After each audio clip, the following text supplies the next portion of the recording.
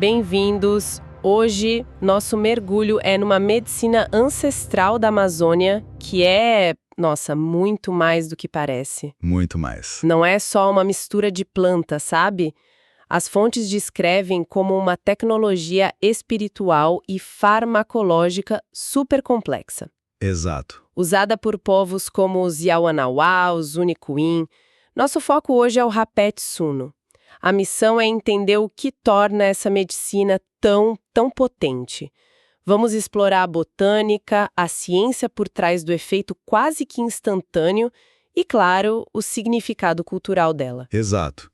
E para entender o rapé Tsuno, não dá para olhar por uma lente só, né? A gente precisa conectar etnobotânica, bioquímica, antropologia. Tudo junto. E o fascinante aqui é essa união do conhecimento milenar da floresta com a ciência moderna. E um acaba explicando o outro de uma forma impressionante. Ok, vamos desvendar isso então. Para começar do básico, quais são os pilares, os ingredientes essenciais do rapé Tsuno? As fontes falam de uma árvore específica, que dá o nome a ele, certo? Isso mesmo. O primeiro pilar é a Platyciamus regnelli. Um nome complicado. Mas a gente conhece como tussuno, ou, o que é mais popular no Brasil, pau-pereira. E olha, não é uma árvore qualquer, viu? O pau-pereira está classificado como uma das 10 plantas medicinais mais relevantes da flora brasileira. Uau! Quer dizer, não é uma descoberta recente, já se sabe do poder dela há muito tempo. Nossa, muito tempo. O interesse científico é antigo. Para se ter uma ideia, já no século XIX, a Faculdade de Medicina lá do Rio de Janeiro documentava o uso da casca para tratar malária, febres, problemas de estômago. Sei. Mas, para os Yawanawá, o olhar é outro, né? A árvore não é um recurso. É uma entidade viva, um espírito com um poder de limpeza, físico e energético. A parte que eles usam é a casca amarga do tronco, que é riquíssima em alcaloides. Certo. E aí entra o segundo componente, o tabaco. Imagino que a história desse tabaco também seja completamente diferente da que a gente conhece, dos cigarros. Completamente. Esse é o segundo pilar e a diferença é abissal. A gente não está falando do nicotina tabacum, do cigarro comercial. Não. A gente está falando do nicotina rústica, conhecido lá na Amazônia como mapacho. Ele pode ter uma concentração de nicotina, assim, até 20 vezes maior. 20 vezes? Sim, mas a maior diferença não é nem a química, é a intenção. O tabaco para o rapé é cultivado, é curado de forma ritualística. O objetivo é preservar o que eles chamam de alma da planta, a potência terapêutica dela, sem nenhum aditivo químico industrial, né? É a planta pura. Pura e potente. Ok, então a gente tem essa casca super poderosa de um lado e esse tabaco sagrado do outro. A lógica me diria, moa os dois, mistura e pronto. Mas as fontes indicam que o processo é muito mais sofisticado. Muito mais. E é aí, exatamente aí, que a genialidade farmacológica entra em cena. A casca do tsunu, ela não é misturada diretamente. Não, Ela é queimada. de forma controlada até se transformar em cinzas. É aí. Cinzas. Isso é totalmente contraintuitivo. Por que queimar uma matéria-prima tão valiosa? Parece um desperdício, né? Parece, né? Mas é o exato contrário. Essa transformação em cinza é o segredo, é a chave que destrava a potência máxima da medicina. E como isso funciona? A farmacologia moderna explica direitinho. A nicotina, o principal ativo do tabaco, existe em duas formas químicas, a ionizada e a não ionizada, que a gente chama de base livre. E qual a diferença entre elas? Pensa assim, a barreira que protege o nosso cérebro é como uma porta com uma fechadura muito seletiva. Ok, A nicotina na forma ionizada, que é como ela fica no meio ácido, é uma chave que não encaixa direito. A absorção é super lenta e ineficiente. e a cinza do tsunu, imagino que ela mude o pH da mistura? Ela não só muda, ela revoluciona. O ponto-chave é que as cinzas de tsunu são extremamente alcalinas.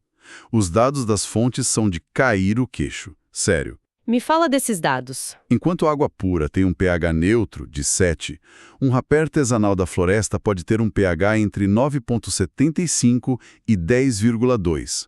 É uma alcalinidade altíssima. Uau! Vamos traduzir isso em números para o impacto ficar claro. As fontes mostram um contraste gritante. Exato. Um rapé industrializado comum, com pH baixo tipo 5,5, tem menos de 1% da nicotina na forma de base livre, a forma que o corpo absorve bem. Menos de 1%? Agora, pega um rapé Kaxinawá artesanal, com pH de 9,75. De repente, 98,2% da nicotina está na forma livre. E em outro rapé Nuno, com pH de 10,2, esse número sobe para incríveis 99,3%. Nossa, é quase tudo. É quase 100%. Mas me ajuda a visualizar. Usando a sua analogia da chave, o que a cinza faz? A cinza alcalina é como um ferreiro mágico. Ela pega aquela chave que não encaixava e em segundos ajusta para o formato perfeito da fechadura do cérebro. Quase 100% da nicotina vira base livre, que é altamente lipossolúvel. Lipossolúvel quer dizer que se dissolve em gordura. E as membranas das nossas células, incluindo a barreira do cérebro, são feitas de... Gordura, exatamente. E por ser lipossolúvel, ela atravessa essa barreira em questão de segundos. É por isso que o efeito é tão imediato. É por isso, a sensação de aterramento, de foco, de clareza que as pessoas relatam não é misticismo, é bioquímica pura. É uma descarga massiva e instantânea de neurotransmissores como dopamina, norepinefrina, direto no cérebro. É inacreditável. O que você está dizendo é que eles desenvolveram, por pura observação e tradição, um sistema de entrega de fármacos mais eficiente que muitos métodos modernos. A tal mágica tem uma explicação perfeita. É a ciência da floresta na sua máxima expressão. Eles criaram empiricamente uma tecnologia farmacêutica de altíssima eficiência. Isso explica a química, mas as fontes deixam claro que para os povos originários, a química sem a intenção, sem o espírito, não é nada. É só metade da história. Vamos falar do feitio, o processo de produção. Com certeza. O feitio é descrito não como uma manufatura, mas como um ato de oração contínua. A intenção é um ingrediente ativo, sabe? Como assim? Começa com a queima da casca. É um processo super delicado para obter uma cinza branca, pura, finíssima. Se a queima passar do ponto, a cinza fica escura, e eles acreditam que isso compromete não só a química, mas a força espiritual da medicina. E depois da queima, essa cinza é processada, né? Sim, ela é peneirada várias e várias vezes, em tecidos muito finos, até se tornar um pó quase impalpável. Espera um pouco, peneirar cinzas várias vezes, isso soa como um trabalho absurdamente meticuloso. A gente está falando de horas, talvez dias, para preparar um pouco? Exatamente. Isso já diz muito sobre o respeito que eles têm por essa medicina. E essa mesma dedicação segue na preparação do tabaco. Com os rezos, certo? Isso. As folhas secas são moídas num pilão sagrado. E durante todo esse processo, que é longo e físico, eles entoam cânticos, os rezos. A tradição diz que esses rezos impregnam o pó com intenções de cura, de proteção. E a forma de usar também é muito particular. Não é como cheirar um pó. Ele é soprado. E para isso existem os instrumentos, o tepi e o curipe. Isso. O tepi é um aplicador longo para uma pessoa soprar no nariz da outra. É um ato de doação, cria uma conexão, sabe? Uhum. Já o curipe é menor, em forma de V, para autoaplicação. Uma ponta na boca, a outra no nariz. Ele simboliza a autonomia, a busca pelo próprio equilíbrio. O que me parece fascinante é que o ato de soprar não é só mecânico. As fontes descrevem o sopro como uma linguagem própria. É uma linguagem de precisão espiritual. Existem diferentes tipos de sopro, cada um com uma intenção. Por exemplo, o sopro da jiboia é longo, contínuo, para uma limpeza profunda. Entendi. Tem o sopro do beija-flor, que é curto, suave, para trazer alegria, foco. E tem o sopro do trovão, que é uma rajada forte, súbita, para acordar o espírito, para quebrar pensamentos obsessivos. É impressionante. É como se o rapé fosse o hardware, a substância, e o sopro fosse o software que programa o efeito. E essa medicina, com toda essa complexidade, se tornou uma espécie de ponte, né? As fontes falam muito da relevância dela para o povo Yanomami. Sem dúvida. Para os Yanomami, que sofreram décadas de repressão, O resgate do rapé e da ayahuasca foi um pilar do renascimento cultural deles. Virou um símbolo de resistência. Uhum. E hoje, essa medicina é uma das principais pontes que conectam a cultura da floresta com os centros urbanos, no Brasil e no mundo. E essa ponte se sustenta em grande parte pelos benefícios terapêuticos. Quais são os principais que as pessoas relatam? Eles se dividem em algumas áreas. Na parte física, muitos relatos de alívio para sinusite, rinite, dor de cabeça. Limpeza mesmo. Ele limpa as vias respiratórias.